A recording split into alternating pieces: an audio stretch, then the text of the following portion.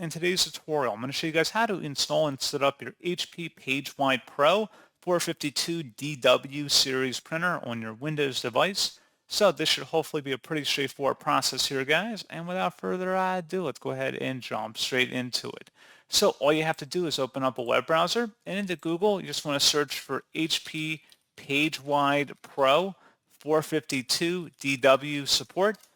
And the best result should come back with an HP support page that says HP PageWide Pro 452 DW printer series. Open that up.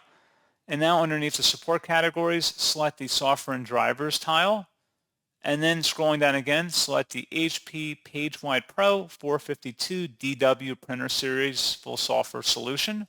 Go ahead and download that file in here. And then once it's downloaded, go ahead and open up that file to begin extracting it.